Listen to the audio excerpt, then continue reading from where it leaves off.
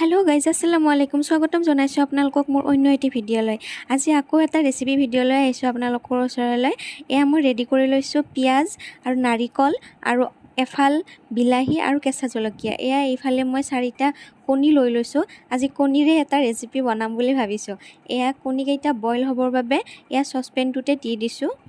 এয়া 4টা কণী মই এনেকৈ বইল হ'বৰ বাবে এৰি দিম। এয়া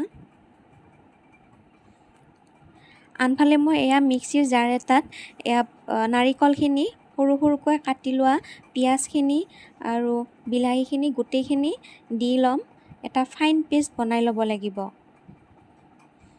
এয়া মই গোটেইখিনি মিক্সিৰ জাৰটোতে দি লৈছোঁ।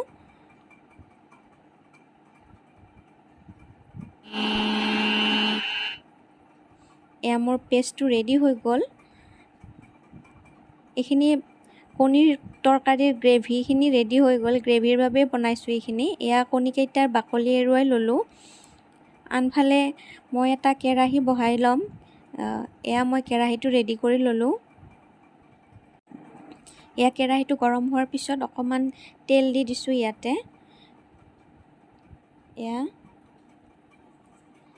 এয়া কণীকেইটাত অকণমানকৈ কাট লগাই ল'ব লাগিব।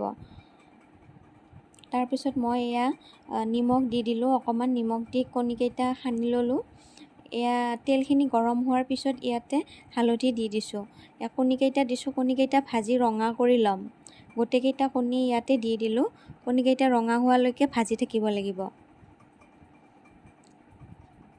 অকণমান টাইম ভজাৰ পিছত কালাৰটো যে ইমান ধুনীয়া হয় দেখিবলৈ কণীকেইটাৰ। এয়া হৈ গ'ল মোৰ কণী। এয়া মই এতিয়া নমাই লৈছোঁ। এয়া চাওকচোন ইমান ধুনীয়া লাগিছে। এই তেলখিনিতে মই এতিয়া এই পেষ্টটো দি দিম। এই ৰেডি কৰি লৈছিলোঁ যে এইখিনি দি দিলোঁ ইয়াতে।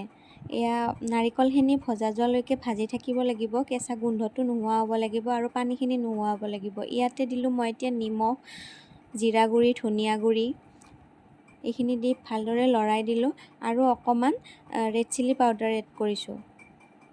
এয়া ধুনীয়াকৈ লৰাই লৈ এতিয়া মই ঢাকনিখন লগাই দি অকণমান সময়ৰ কাৰণে এনেকৈ এৰি দিম। এয়া মই ঢাকনিখন লগাই দিলোঁ। অকণমান সময়ৰ পিছত চাওকচোন ধুনীয়াকৈ পানীখিনি নাইকিয়া হৈ গৈছে আৰু নাৰিকলখিনিও ধুনীয়াকৈ ভজা গৈছে। ইয়াত মই এতিয়া পানী দিম। যিহেতু মই সৰসৰীয়া ভজা নকৰোঁ, মই গ্ৰেভি কৰিম, সেয়েহে ইয়াত পানী দি অকণমান থুপথুপীয়াকৈ এতিয়া মই আকৌ ইয়াত ঢাকনিখন লগাই দিম। এয়া চাওকচোন উতলি আছে। এতিয়া মই ইয়াত অকণমান দৈ দিছিলোঁ।